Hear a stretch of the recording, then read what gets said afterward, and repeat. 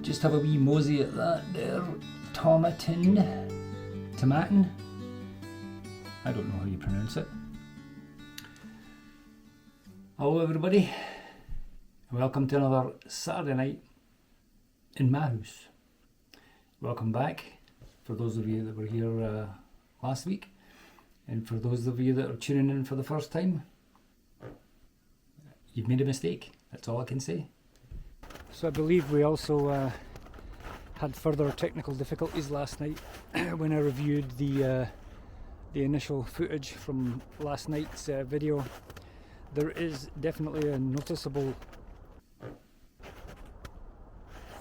uncomfortable farting sound, and this was brought to my attention by a viewer who commented that he did watch it, and he said, "It's a pity you farted during last week's episode." And I goes, "I did not. I would have cut that out." And he said, no, it's there for sure. And you know what, he's right, but it's the chair.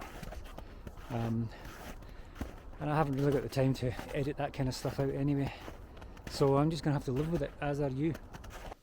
As you can see, I've dressed up a little for the occasion this time. Just because there's a pandemic on doesn't mean that you need to look like a slob. Still got my sweatpants on, but got a shirt on and a wee waistcoat. A little Scottish theme going tonight, why not? Saturday night is a bit of a tradition. It's been a tradition now for at least a week, and this is my second time doing this, so it's the start of a tradition, put it that way. Anyway, instead of getting straight to the hockey, we're going to do what we normally do, which is have a little sip of whiskey just to get things going. And we did it last week, so we're going to do the same again, and we're going to be devouring this. I'll be devouring it. I'll be sipping one, that's what I'm going to do. Now, I've heard nothing but average comments about this whiskey. I picked this up just before Christmas. I thought, well, I should pick up a whiskey for Christmas, New Year. That was the one. Instantly regretted it. It's just one of those whiskies, right? It's okay. It's 12 years old. It's it is what it is. And we're going to have a wee sip out of this guy, the Glencairn, this week, because I think I upset a few people last week when I was drinking whiskey out of a tumbler. Not that I had any comments or anything, I'm just guessing that I did. Who knows? And here we go. Sniff test. When I watch these guys on YouTube doing all this, and I'm desperately trying to pick up those aromas, those nuances that you get,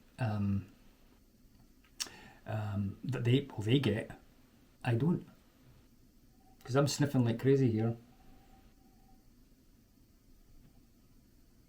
and I get what I usually do: alcohol. I certainly don't get bananas or vanilla or leather or tobacco or oak and all the other stuff. So I'm a bit of a newbie, I guess, when it comes to that. So let's try drinking it instead of sniffing it. It tastes like whiskey. I could be wrong, but I think that tastes like whiskey.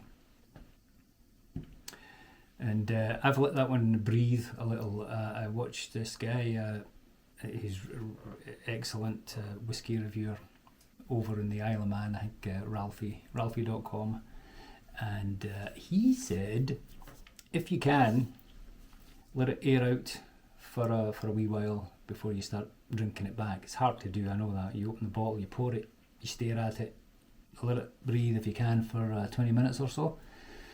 I usually add a little tiny little bit of water, because as you can see, it's rather peely-wally colour. So, well, looks like something else as well. But so you let it breathe. Otherwise, straight out of the bottle, popped in and start drinking it. It's a bit of a dirty, crude whiskey at the beginning. You've got to let it breathe, and then it starts to actually make a wee bit more sense to you. I'll have one more tiny little sip just to help things along tonight. Well, help me. I don't know if it's going to help you, but you know, why not? Why not? That's what I say. It's a why not whiskey. 6 out of 10. 6.5. After a couple of swigs, it'll be up to about 8 or 9, something like that. Anyway, so on to the hockey tonight. Leafs in Edmonton. You know, a bit of a one-sided affair, I have to say. And a bit unexpected as well, because the Leafs were without Matthews. So there was some concern. I had some trepidation, especially playing against the Oilers, who were scoring at will with those two, the two-headed monster up front there with Draisaitl and McDavid especially. But you know what? I never heard a peep from them all night. McDavid had, one rush? Something like that. Campbell was good in net. Back in net from being injured for 5 weeks or so. He gets the shutout in a 4-0 victory going away. And as I said, McDavid got that little rush at the start there. He was thwarted. I just wanted to use that word, thwarted. Did you like last night's review of the game? I like to keep it nice and short because I don't really know how many people that watch this channel or listen to me are actually hockey fans. I just use it as a starter. It invariably kind of goes off in all sorts of different directions that may or may not include the actual subject matter. That's why I have a hard time trying to think what the title of these videos should be. So I should tell you about this rather strange episode that was brought to my attention a couple of days ago. So I've got the there's a little notification that came around from one of these little neighbourhood watch things. You know, you get like alerts on, you know, people that were sort of, oh, watch out for these, there's a wee group of guys hanging around, or you would think that people would pick up their dog crap, and occasionally there's a few other things that are a bit more serious. I don't know if this one was serious or not, but it's a little bit unusual and a little bit disturbing. So anyway, somebody had posted a picture, and they had said, and the worst thing about this was that it was situated in close to the forest where I do a lot of my filming for a lot of these videos that I've been posting. So this might have been going on when I was there, or close by. So they tried to stop the dog because they thought the dog was going over to, you know, investigate, or, you know, it looked like it was some dog poo. Especially they thought it was. So they were pulling their dog bag, and then they found out that it wasn't. It was a rather large, lifelike, fleshy dildo. Sorry if I frightened people there straight away. You didn't expect me to say that. I did not expect to see it. But anyway, there it was. So there's this picture that comes across, it's on the phone and stuff. But the first one that you don't know what it is, there's like a little trail in the snow, as if this thing had moved and left a little trail. You could see a path that it had kind of taken before it kind of come to a stop, as it were. But there was a third picture, and the third picture was of a big pair of enormous red kinky boots, big huge stiletto heels. One of them was lying in the snow, and the other one was hanging in the branches of a bush that was close to the fleshy dildo. So it looked like it was a bit of a crime scene, maybe. Nobody knows. And all these people were sort of complaining, saying, oh, it's still there, oh, that's terrible. So, ever the concerned citizen, I'm on my way out to the forest, the very forest where the infamous incident happened. Scene of the crime, if it was a crime, we will find out. It could have been perhaps just some mischief. I'm going to find out because that's what I do. So let's get going.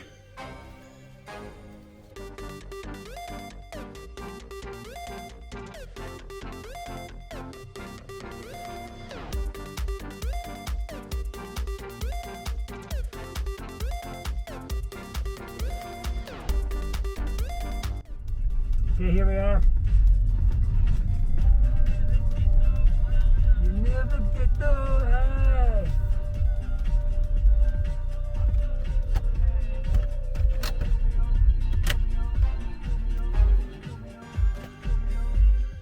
Okay. Gonna keep my wits about me. Who knows what we're going to uncover here. Living on the edge. And I was going, well, who's going to pick it up? Is there do you call the council up for that kind of thing? I don't think, you get the council to come round and pick up, like, you know, raccoons that have been hit on the road and the side of the road, and the council comes in and sweeps them up. I don't know if there's an actual department in the city council with a sort of, like, you know, for dildo pickup. One person said you should get the police involved to see what was going on there. And I was going, well, such as, what do you think happened there? Because it wouldn't have been bothered if it was just the actual apparatus that was just sitting on its own there. That's fine, but the fact that there's a pair of red boots there leads me to believe that something untoward and a bit suspicious went on. I've already checked over the perimeter of the forest. Can't find any evidence of any fleshy appendage, or the thing I'm really looking for, which is the red kinky boots. Or the person saw the pictures on that neighbourhood watch and swiftly came by to collect the evidence. Even if I do find it, I'm going to have to dust for fingerprints. Get some like DNA tests or something to see exactly what went on there. And who is doing that in the middle of a pandemic? I think I might need some assistance from the local constabulary. Where's PC Murdoch when you need him? Because if he was here, we could then have a Bobby helping us look for the missing Bobby. These things write themselves. So I'm afraid the case of the missing Rubber Willie will remain unsolved. We just have to turn the other cheek and move on. They might still be there. I might be going round to film there again tomorrow, and I'm going to be on the lookout for that. Not the thing itself, but those boots might be rather good on stage. So this is your roving reporter out in the woods. It's grey, it's overcast, it's damp, it's like Glasgow in July. So it's all the best for me for the time being. I'll try and get out here without twisting an ankle. And as soon as I look at